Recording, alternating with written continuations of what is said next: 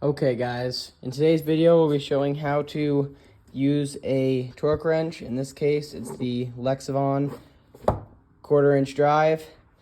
All of them are the same. Like I have this Lexavon 1/2 inch drive.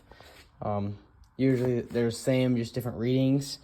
So first of all, obviously get your socket on here, and then in this case we'll be torquing down this 1997 Yamaha Warrior 350 lug nuts.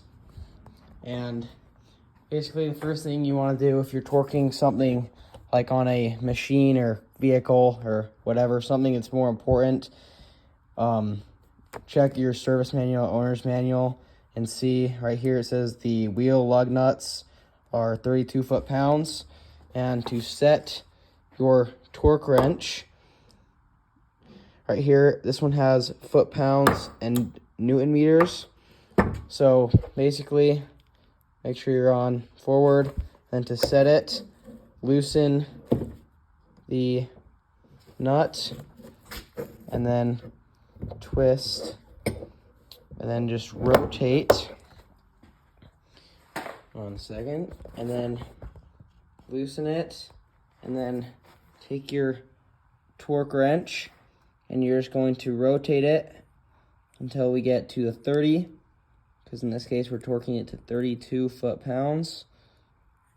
So we're gonna put it to the 0, hits that bottom mark right there. That's how you read it, that bottom of that angled mark that comes down.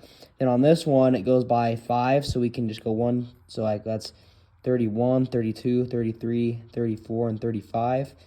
If you had a bigger one, it would be like 5, 10, like something like that.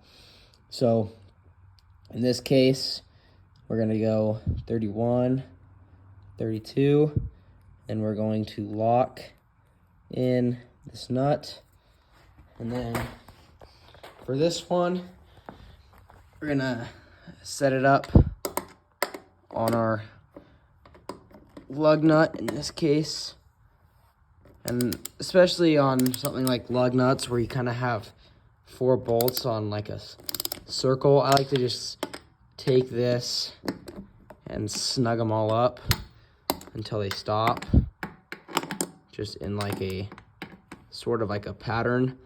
I usually, in this case, I have 4 lug nuts, so I start at 1, go across, and then I choose the other one and then go across.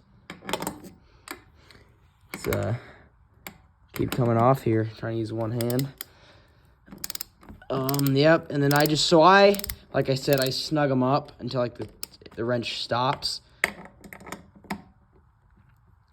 So this one is actually loose. So what I like to do with bolts, especially if I'm starting the bolt in the ratchet, I like to start by twisting the socket as much as I can and then snug that one up.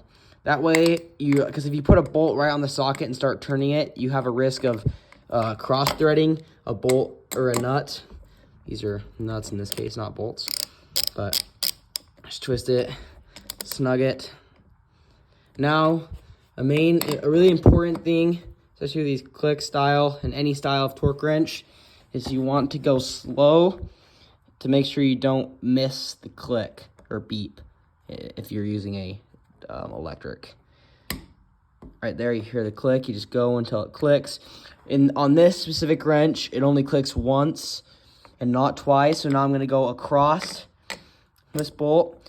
And extensions are okay in longer sockets, but you want to make sure you're keeping your wrench square to your bolt.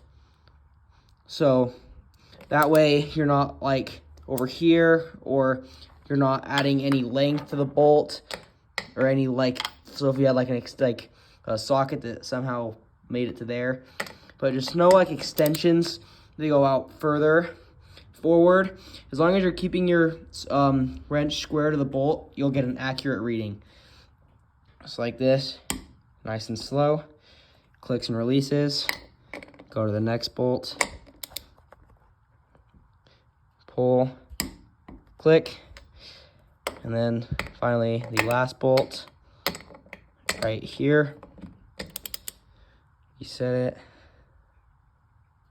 click. Okay, so these are now all snugged down to 32 foot-pounds.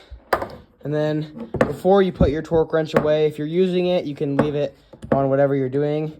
But you want to reset it all the way down to its lowest setting, because you can lose, because these work with the spring tension in here, and if you don't reset it to the bottom, it can become, the spring can wear out, and then you'll have to reset it and stuff. That's usually in the owner's manual of the torque wrench, but in this case, just make sure, save you time, just make sure you set your torque wrenches back to 0, or the lowest they'll go, before you put them away. And that's how you use a torque wrench. If you like the video, subscribe, leave a like, comment, whatever. And yeah, that's how you use a torque wrench.